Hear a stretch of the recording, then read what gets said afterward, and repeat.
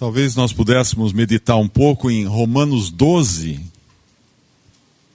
Eu creio que nós estamos hoje aqui reunidos, irmãos de vários lugares, e quando nós pensamos na Assembleia de Filipo, na carta que Paulo escreve aos Filipenses, uma carta que não tem praticamente reprimendas, né? Tem instruções, mas não reprimendas.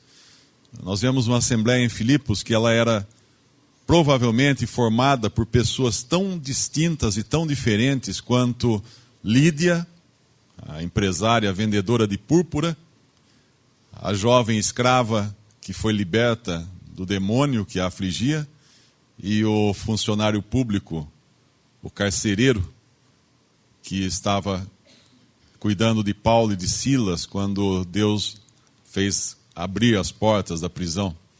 Pessoas completamente diferentes, depois, provavelmente foram essas, formariam ali aquela assembleia em Filipo. E hoje nós estamos aqui reunidos assim, com pessoas que provavelmente não seriam amigas no mundo, não teriam coisas em comum. Eu estava conversando isso outro dia com uns irmãos de Brasília, né? E a gente analisando essa questão, será que nós seríamos amigos? Né? Torceríamos para o mesmo time, alguma coisa assim? Mas não seriam, provavelmente, nós não seríamos amigos nas coisas do mundo. Mas que importante, que interessante, que maravilhoso que em Cristo nós somos, não só amigos, somos irmãos, filhos de um mesmo Pai. E não só isso, nós temos esse privilégio altíssimo de podermos congregar somente ao nome do Senhor Jesus, tendo somente a pessoa dele, não um homem à nossa frente, não um líder, não qualquer coisa, mas a pessoa de Cristo somente. E eu gostaria de ler esse capítulo 12, porque ele nos fala de forma muito forte desse um corpo. Rogo-vos, pois, irmãos, pela compaixão de Deus, que apresenteis os vossos corpos em sacrifício vivo, santo e agradável a Deus, que é o vosso culto racional. E não vos conformeis com este mundo, mas transformai-vos pela renovação do vosso entendimento, para que experimenteis qual seja a boa, agradável, perfeita vontade de Deus. Porque pela graça que me é dada, digo a cada um dentre vós que não saiba mais do que convém saber, mas que saiba com temperança, conforme a medida da fé que Deus repartiu a cada um. Porque assim como em um corpo temos muitos membros, e nem todos os membros têm a mesma operação, assim nós que somos muitos, somos um só corpo, em Cristo, mas individualmente somos membros uns dos outros. De modo que, tendo diferentes dons, segundo a graça que nos é dada, se é profecia, seja ela segundo a medida da fé, se é ministério, seja em ministrar, se é ensinar, haja dedicação no ensino, ou o que exorta, use esse dom em exortar, o que reparte, faça-o com liberalidade, o que preside, com cuidado, o que exercita a misericórdia, com alegria.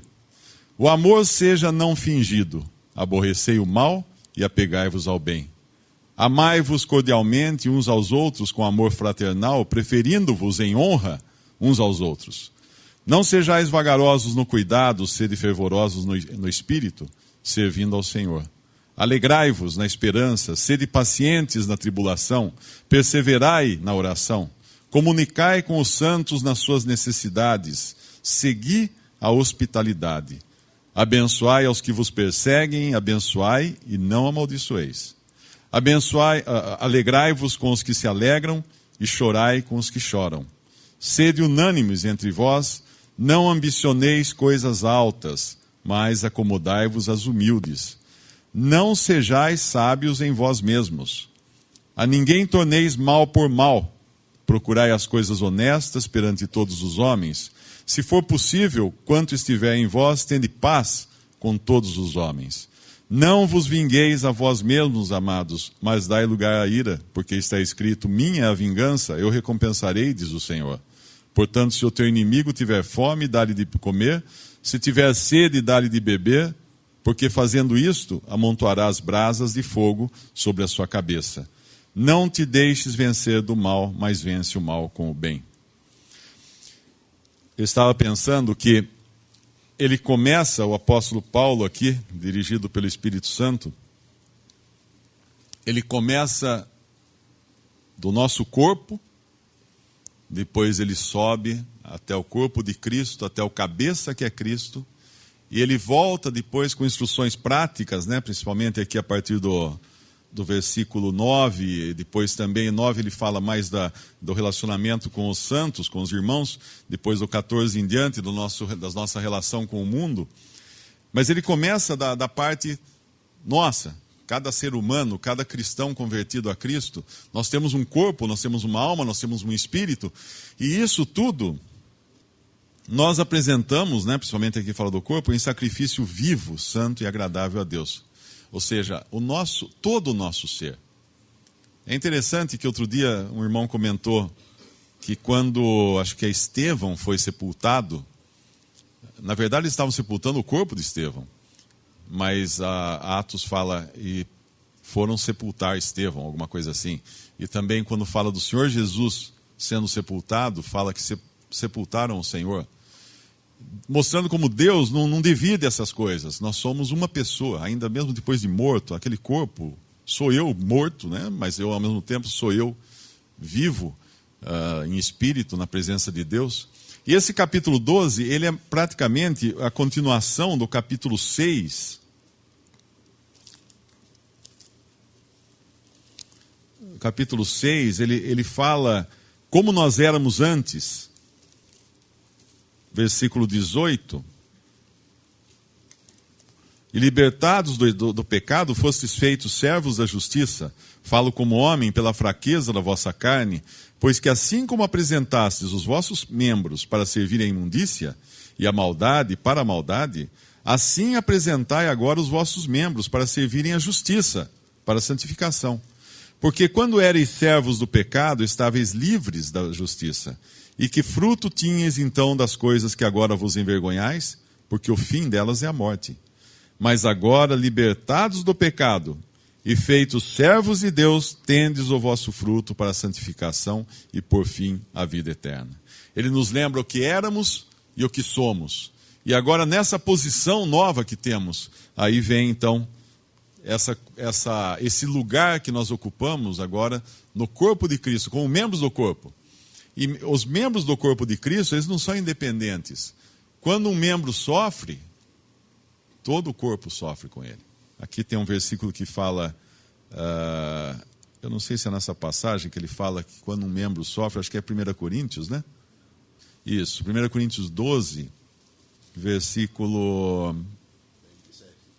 26.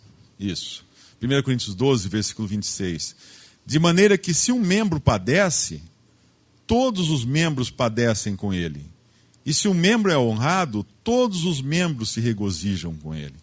Essa característica de um corpo, assim como é no corpo humano, eu quando corto o dedo, todo o meu corpo fica ferido pelo meu dedo cortado. Se tiver uma infecção, essa infecção pode me matar, porque o dedo faz parte do corpo. E como é assim também no corpo de Cristo, nós temos uma ligação orgânica uns com os outros. Quando um sofre, todos sofrem. Eu creio que todos aqui já passaram por essa experiência de ouvir algum irmão ou alguma irmã contar de uma dificuldade que está passando, com enfermidade ou com os filhos. E a gente ficar triste com isso, a gente sentir isso daí, a gente sofrer junto com a pessoa. Esse é o sentimento de que nos fala aqui, de sermos um corpo, sermos diferentes membros de um corpo, mas unidos em uma só cabeça. E esses sentimentos, obviamente, vêm da cabeça que é Cristo. Nós, desde que nós estejamos, obviamente, sujeitos a Ele, né? Nós sabemos que essa semana um irmão até escreveu dizendo que a vida dele está péssima, não está acertando o passo em nada. Eu falei, olha, você tem que buscar o Senhor, né? Ler mais. Você está lendo a palavra? Não estou nem lendo a Bíblia mais, não estou orando. Bom, então começa a ler a Bíblia, começa a orar. Ele falou assim, mas não é Deus que coloca em nós o desejo? Eu falei, não. Deus coloca em você o desejo de crer em Cristo para a salvação. Agora, a Bíblia, que é a palavra de Deus, que agora você está do lado de dentro da família de Deus, ela diz para você orar, ela diz para você buscar Deus, ela diz para você, então é outro relacionamento agora. Obviamente que nada vai ser de você, mas se a palavra de Deus nos diz, ore, ou a palavra de Deus nos diz, ocupe-se com a palavra, busque a Deus, é uma iniciativa sua agora de buscar a Deus. Não adianta ficar esperando e falar assim, não, quando Deus me der vontade, eu então vou orar. Quando Deus me der vontade, eu então vou ler a Bíblia. Porque aí nós estamos agora num terreno de responsabilidade. Do lado de dentro, é muito importante entender isso. Um dia nós fomos, como falava lá em Romanos 6, né? Nós fomos servos do pecado. O nosso corpo era entregue para o pecado. A nossa mente era entregue para o pecado. A nossa vida não servia a Deus, servia a outras coisas, a outros interesses, que obviamente eram finitos, eram terrenos. Mas que responsabilidade e que viver nós temos agora, e que privilégio, né, de sermos membros do corpo de Cristo. E podermos ter esse relacionamento agora com Cristo e com os irmãos, uns com os outros. Essa palavra aqui do versículo 2, do nosso capítulo 12, não vos conformeis com esse mundo, mas transformai-vos pela renovação do vosso entendimento, para que experimenteis qual seja a boa, agradável, perfeita vontade de Deus. Esse não vos conformeis é no sentido de tomar forma. Quando a gente brinca com massinha de modelar, né, nós pegamos um bolo de massinha, aí nós enfiamos numa daquelas forminhas que tem de peixinho, que toda criança ganha aquilo para brincar na praia, alguma coisa assim. Você vai enfiando a massinha, e quando você solta a massinha, o que ela é? Ela é um peixinho. Ela se conformou àquela forminha. Esse é o conformeis. Quando eu começo a me conformar com o mundo, isso não quer dizer conformar. A palavra conformar em português ela tem dois significados, né? Quer dizer, ok, vamos deixar que o mundo seja assim. Não é esse o significado. Quando eu começo a perceber que eu estou me conformando, estou tomando a forma, estou virando um carimbo do mundo, um carimbo da opinião pública, um carimbo das coisas desse mundo, eu preciso ter um sinal de alerta tocando. Porque é o que está dizendo aqui, não vos conformeis, mas transformai-vos.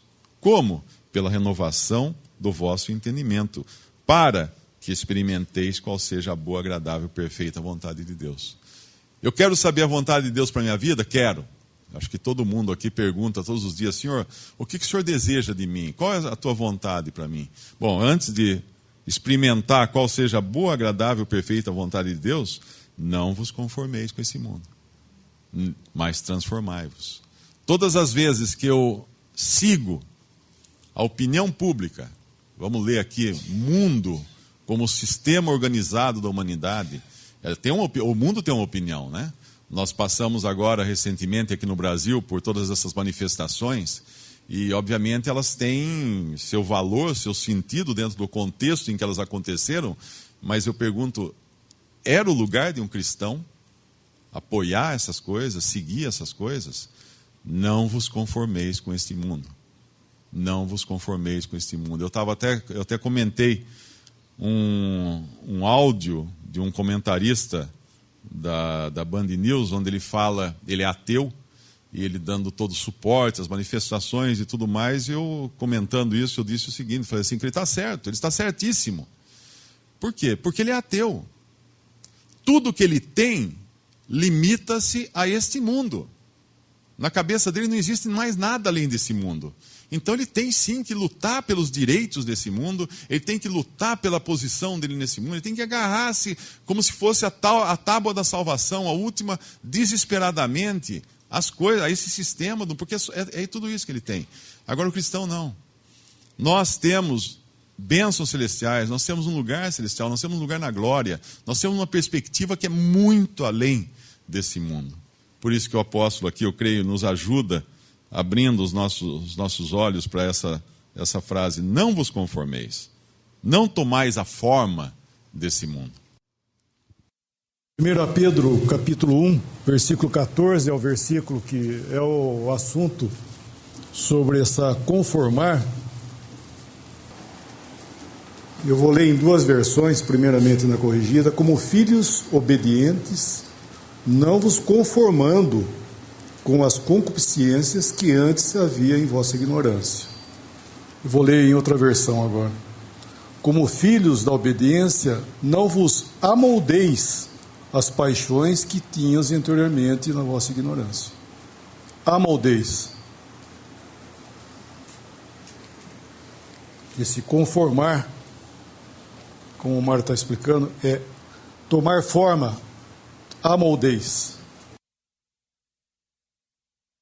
Nosso capítulo 12 fala em versículo 3 de que es conformar ao mundo, es ter pensamientos de nós mesmos.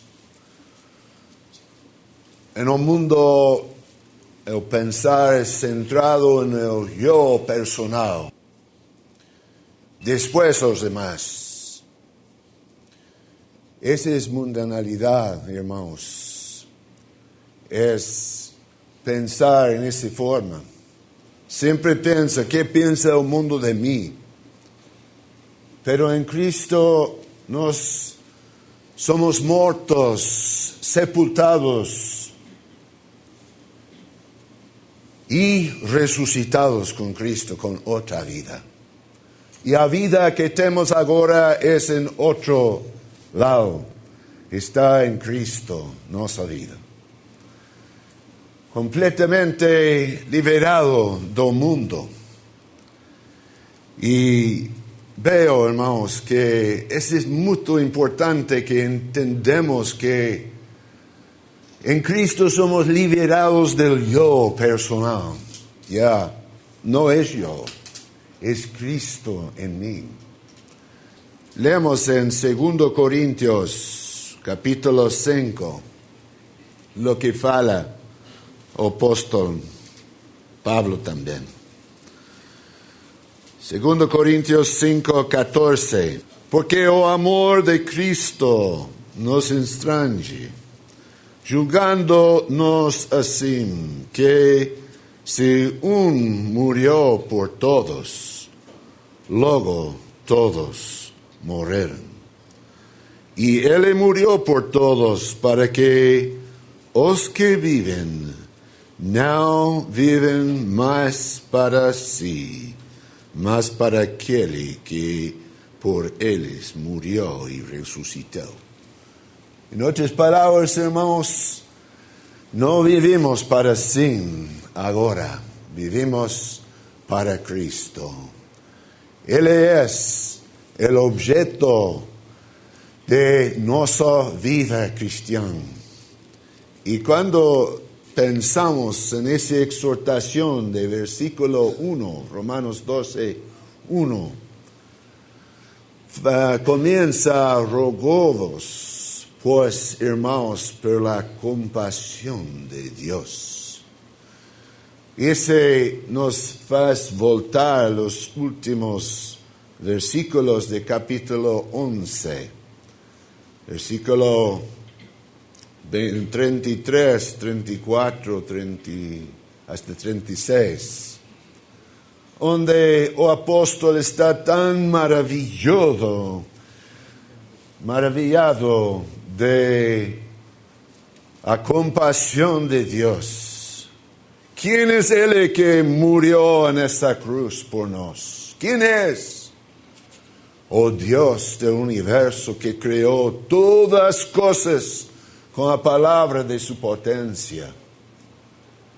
Él es el que fue y se entregó en la cruz por nos. Ahora nosotros creemos en Él.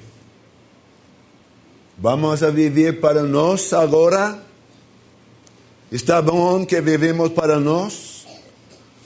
No tiene sentido.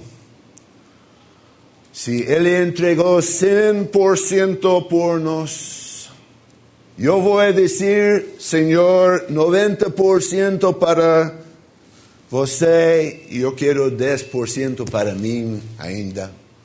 ¿Está bien eso? No tiene sentido. Y por eso dice aquí, presentéis a vuestros cuerpos en sacrificio vivo.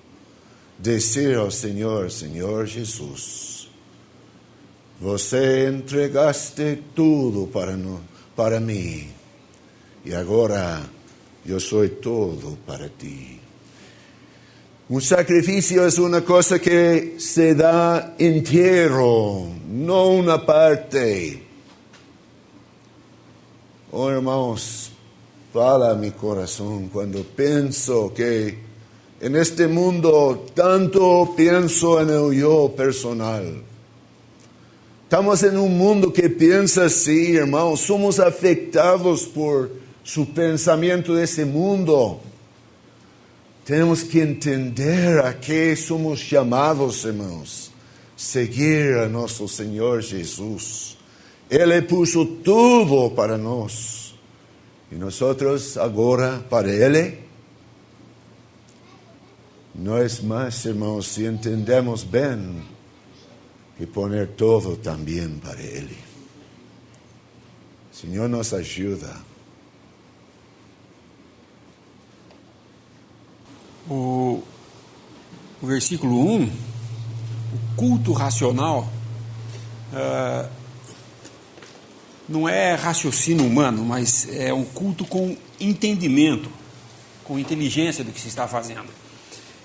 Há sempre essa sensação que as pessoas adquirem depois de convertidas, de que como é tudo Cristo que faz, então agora eu não preciso fazer mais nada, eu só sento e espero vir de algum meio, de algum modo, algum impulso, que eu faça as coisas por esse impulso, independente de mim. E não é assim, porque o que ele está falando aqui de culto racional é exatamente isso.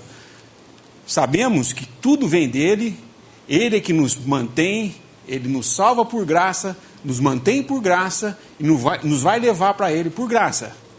Porém, existe a responsabilidade daquele que está aqui agora, como filho, comprado por um preço elevadíssimo, um preço que nós não podíamos pagar. Agora comprados, nós podemos oferecer a Deus sacrifícios vivo, santo e agradável a Deus, entregando esse corpo que estava perdido, era escravo do pecado. O que significa ser escravo do pecado? É exatamente que, independente do que você fizesse, o seu corpo ia seguir aquele caminho. Isso é totalmente irracional. Nós éramos seres irracionais, servindo cegamente ao pecado. Hoje, salvos, na luz que estamos, nós estamos racionalmente, inteligentemente, sabendo o que nós temos que fazer aqui, como temos que fazer aqui, quando e por que meios? Através do Espírito Santo que em nós habita. Então não é nenhum impulso extrasensorial ou alguma coisa impulsiva, ou por exemplo, nós vamos reunir aqui agora, eu não sei o que vai acontecer, pode ser que eu comece a falar outra língua aqui, comece a gritar ou a falar alguma profecia. Não é assim. Existe agora, nós estamos em liberdade. Essa liberdade, sempre nós entendemos que a liberdade que há no cristão, agora eu sou livre para fazer o que eu quiser. Não. Agora eu estou livre para fazer a vontade de Deus, porque eu já não sou mais escravo do pecado. A liberdade que temos em Cristo é a liberdade de servir a Deus, porque nos nossos pecados nós não tínhamos essa liberdade. Nós éramos escravos. O contraste, a liberdade cristã em contraste com a escravidão do pecado. E nós fomos salvos disso. Quando sabemos isso, quando nos convertemos e entendemos o que Deus fez por nós, nós estamos agora com o nosso corpo pronto para servir a Deus. Então temos que apresentar esse corpo. Eu digo para vocês, cada um aqui, jovem aqui aos 18 anos, foi convocado, não foi? Pelo Exército. É obrigação no Brasil você se apresentar ao Exército. Muito bem, você vai e fala, bom, então agora eu fui lá, me alistei. E, a partir de agora, sou membro do Exército, sou um soldado. Só que você não vai no batalhão. Você prefere ficar em casa. Pode ser isso? Logicamente não, vão te buscar na tua casa. Você já não está mais livre para servir os seus desejos. Você agora faz parte do exército e você tem que ir lá, tem que marchar, tem que correr, tem que fazer exercício, tem que fazer tudo. E tem que se dedicar a isso. Diligentemente você tem que estar lá às 5 horas da manhã acordando para ir fazer a ordem unida, para fazer tudo. Nós não fomos chamados para um exército, nós fomos chamados para uma família. Libertados do pecado, trazidos agora para a santidade que há em Cristo Jesus, temos que oferecer o nosso corpo, tem que apresentar esse corpo. Está lá na hora, estamos aqui. Eu estou sentado aqui para quê? A maioria das vezes, isso porque a religião no mundo incutiu isso nas mentes dos homens, de que ir na igreja, sentar e ouvir alguém falar e sair daqui confortado, isso é ser cristão. E não é. Ser cristão não é vir aqui ser abençoado. Ser cristão é vir aqui para ser usado por Deus nas diversas coisas que pode ser usado, que é o que ele vai falar agora a respeito dos dons, versículo 3, porque pela graça que me é dada, digo a cada um dentre vós, que não saiba mais do que convém saber, mas que saiba com temperança, conforme a medida da fé que Deus repartiu a cada um. Deus reparte a cada um a medida de fé necessária para ele exercer aquilo que ele tem que exercer no corpo de Cristo, como um membro do corpo. Se todo o corpo fosse só um órgão, ele não seria um corpo, ele seria um órgão só. Se todos fossem braço direito, a função do braço esquerdo estava deficiente, mas é necessário que todo o corpo funcione nas devidas proporções, cada um na sua necessidade e cada um na sua função. Não posso requerer que todos façam a mesma coisa ao mesmo tempo, mas todos juntos podemos fazer uma coisa, que é apresentando os nossos corpos como membros do corpo de Cristo para serem usados. E então, versículo 5, assim nós que somos muitos, somos um só corpo em Cristo, mas individualmente somos membros uns dos outros. Se usarmos esse exemplo no nosso corpo, olha que difícil seria a tarefa mais simples que a gente tem, que a gente faz todo dia, que é andar, a não ser que nós tenhamos alguma deficiência, mas andar, por exemplo. Se a minha perna direita não andasse em harmonia com a esquerda e cada uma quisesse fazer uma coisa, nós não saímos do lugar, nós caíamos. Se a minha mão direita conflitasse com a esquerda nas atividades do dia a dia, era impossível fazer qualquer coisa. Como membros do corpo, nós temos que andar em harmonia, funcionando como um corpo, não individualmente. Porque individualmente nós conflitamos só. Não tem jeito de funcionar. É isso que ele está colocando como exemplo, é a nossa compreensão, o culto racional, é estarmos aqui prontos para ser usados na função a que somos designados. E então haverá certamente edificação do corpo, e aí todos aprendem. Até aquele que está sendo usado para o ministério, por exemplo, está aprendendo enquanto ele está ministrando, porque é assim que Deus preza pelo crescimento ou pelo amadurecimento de cada um. Nós nos convertemos e não somos pai da verdade. Quando acabamos de nos converter, não somos uma enciclopédia bíblica que sabe todas as respostas, mas certamente somos chamados a crescermos no conhecimento da graça de Deus. E como crescemos? A diligência na palavra, em oração, em leitura e na prática do dia a dia, exercendo cada um a sua função dentro desse corpo. Lembrando também do que nosso irmão Mário disse, que nós temos uma diversificação aqui de pessoas, de profissões, mas nós podemos lembrar que nós temos uma diversificação aqui de impiedades, de prática de pecado antiga, do que nós vivíamos. Cada um sabe da onde foi tirado, cada um sabe o que fazia. Então, agora como nova criação, novas criaturas, nós somos recebidos nesse corpo agora, não importa, né, o grau de impiedade que nós tínhamos, nós somos transformados. Nós deixamos de fazer aquelas coisas do mundo e passamos agora a ser partes da nova família. E quais são as regras que existem nessa nova família? Quais são as regras que existem aqueles que foram chamados à graça de Deus? Nós não éramos irmãos, nós estávamos separados. Agora, Paulo diz, agora nós fomos juntados. Mas o que cada um era?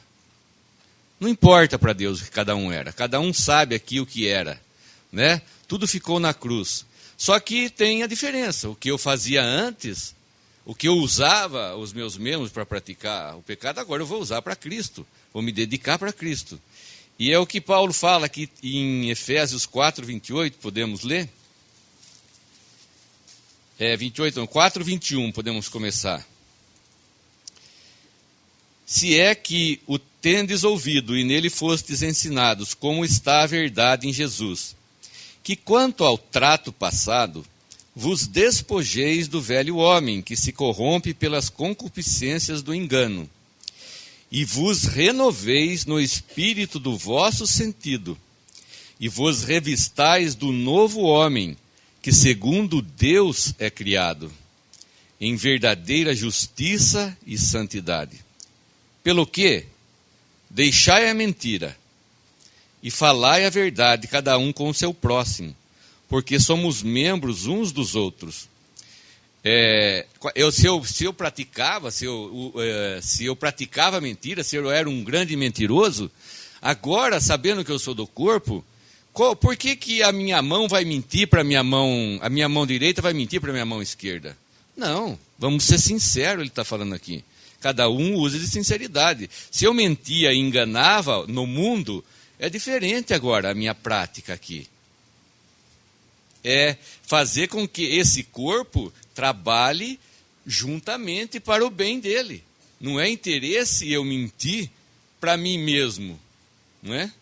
Como o irmão estava falando, a minha perna vai de um lado, falando que vai para a direita, no fim ela vai para a esquerda. Não é isso. Não vamos usar de mentira, porque somos membros uns dos outros. Versículo 28. Aquele que furtava, não furte mais. Antes trabalhe fazendo com as mãos o que é bom, para que tenha que repartir com o que tiver necessidade. Não saia da vossa boca nenhuma palavra torpe, mas só a que for boa para promover a edificação, para que dê graça aos que a ouvem. E não entristeçais o Espírito de Deus, no qual estáis selados para o dia da redenção.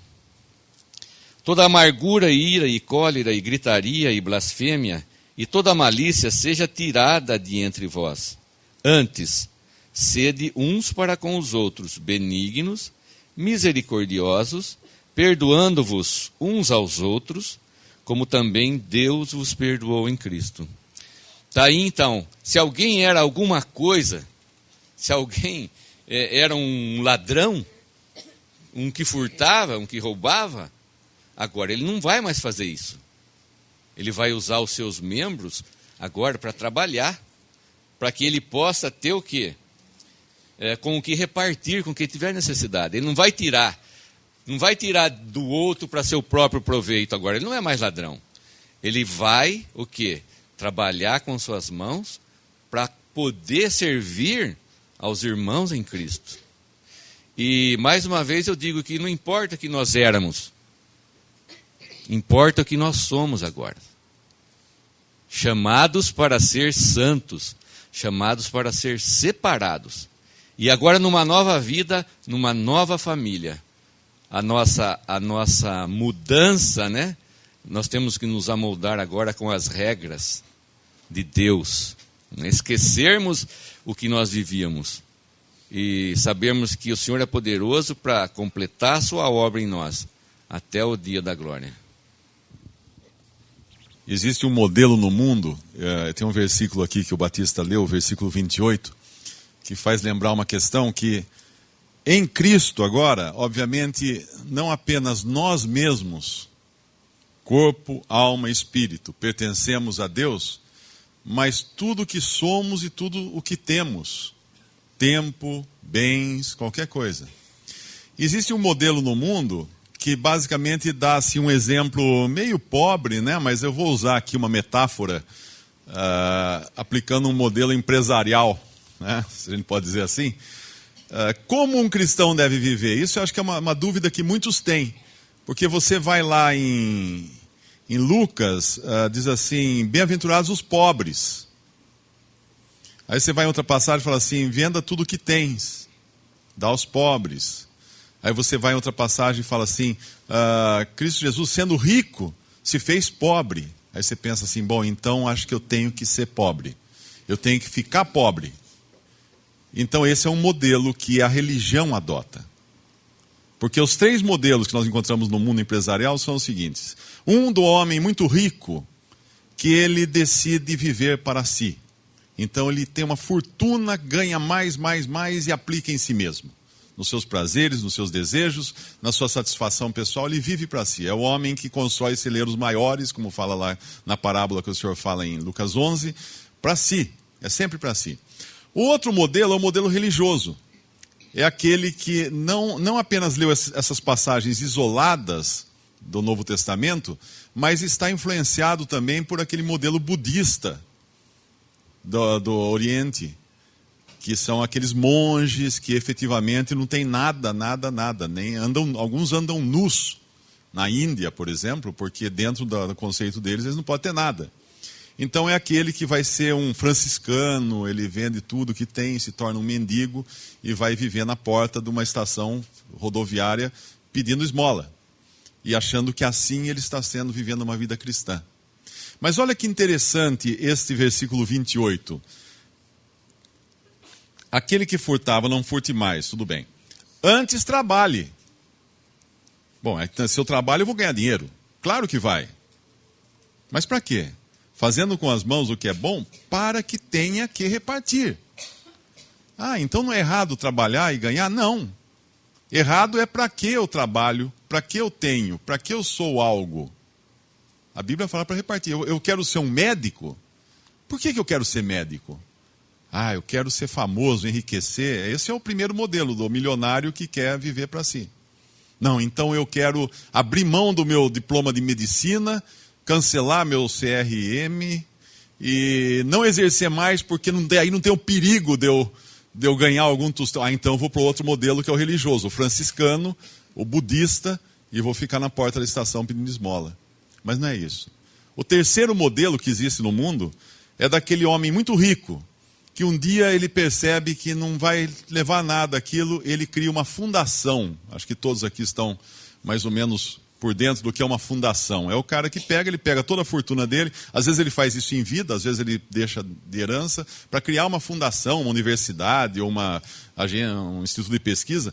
Ele pega toda a fortuna e entrega nessa fundação agora, da qual ele se torna talvez um dos conselheiros da fundação.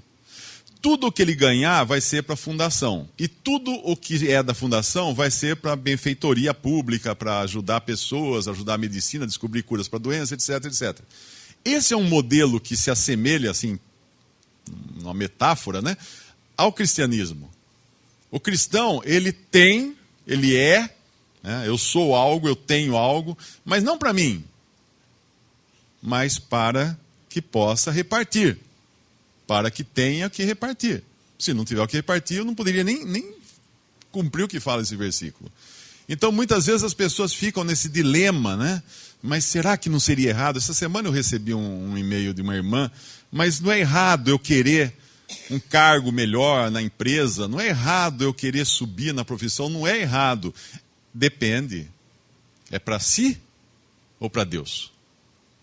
É para suprir a si mesmo ou para ter com que repartir?